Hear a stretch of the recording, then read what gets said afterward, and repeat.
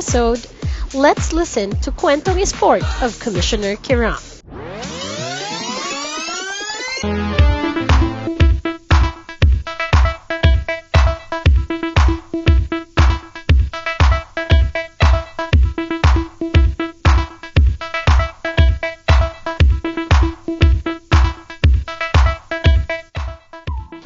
Ang aking kwento ngayon ay tungkol sa kasaysayan ng bisikleta.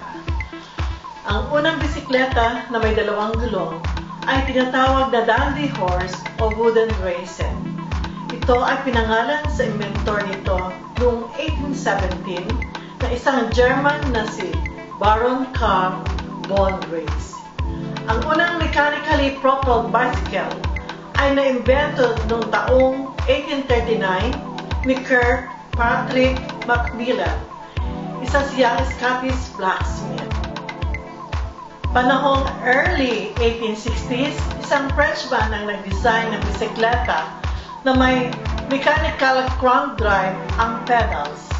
Ang harap na gulong ay mas malaki kaysa sa gulong sa likod. Nagkaroon ng mass production ng ganitong bisikleta taong 1886. Inalabas itong Rover Safety Bicycle sa isang British museum.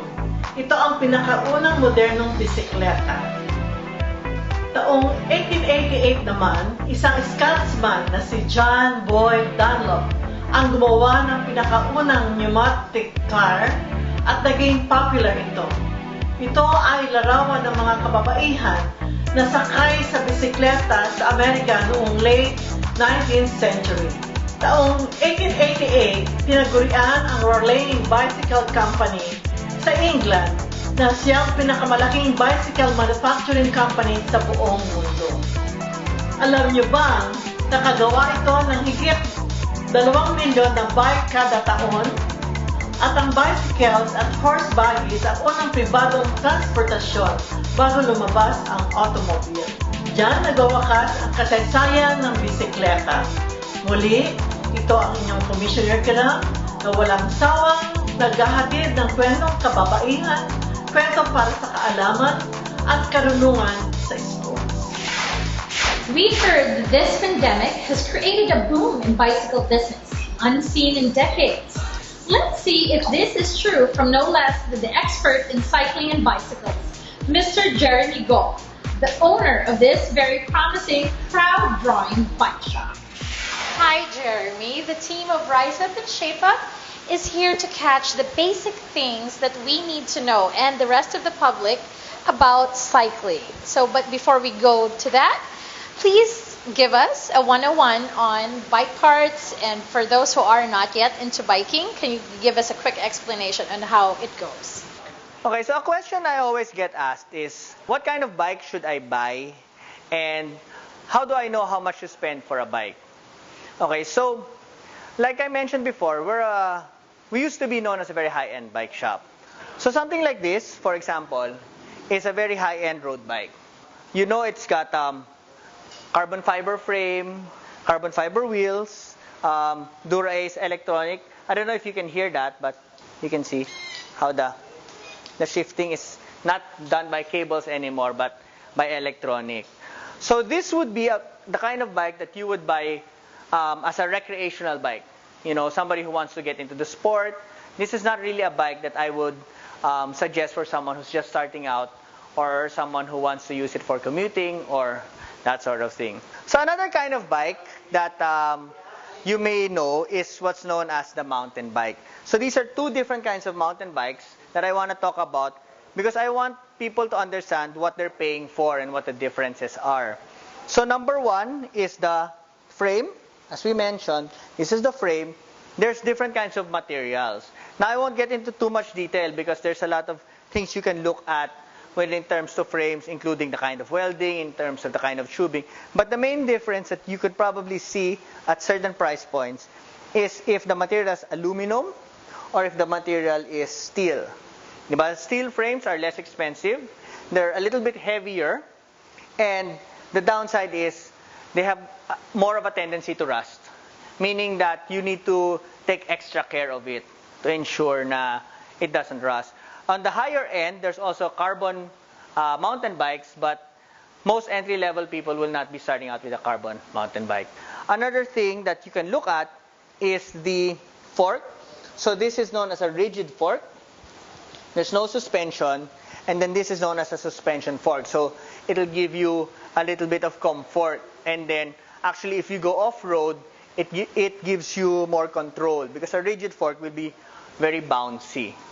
Another thing to look at is the kind of brakes, right? So this one is a disc brake, so it's a stronger brake versus a rim brake here, right? And then the drivetrain, of course, there's many different brands. Usually the higher end ones would be Shimano or SRAM, the brands that are well known. But the thing that you can, I guess, if you're not looking at brands, the thing that you can look at is what's known as the shifting. So the less expensive bikes, the more affordable bikes, they have non-index shifting. Hindi siya naglalak versus yung ganito, see that? You can hear, so it's easier to use rather than pulling. So those are some of the things that you can look at in order to see why this bike, for example, is 60,000 and then this bike is about 30,000. A few other bikes that we want to look at, and one that's very popular right now is known as the folding bike. As you can see, it's a fairly light bike. Something like this will set you back about 12,000 pesos. You and maybe your wife can have each one of these. Two of these will fit into a rather sizable trunk, and then you can go bike somewhere. And there you go. This one is actually one of my favorite kind of bikes. And this is known as a balance bike, a pedal bike for kids. If you must know, they actually also make a model for adults. The idea of this bike is that kids will start to use it as a, like I guess a toy, so they can start pushing themselves along and learning how to balance. There's bikes for every age, and then there's bikes for every kind. So there's no reason for you not to get on a bike, because I'm sure that you will find something that suits your lifestyle, your needs, and even your price point. Well, in terms of demographics, I really can't speak for a lot of the other bike shops. But here at Stork, I guess our specialty was really high-end bikes. But with the pandemic, and especially with a lot of events being canceled, a lot of races, a lot of our clients, they're holding off on buying new bikes. So what we've had to adapt by offering, I guess, lower-end bikes to walk-in clients that previously was not part of our business. Thank you, Mr. Jeremy Goff, for sharing your knowledge about bicycles and this current craze on cycling, especially now during this pandemic.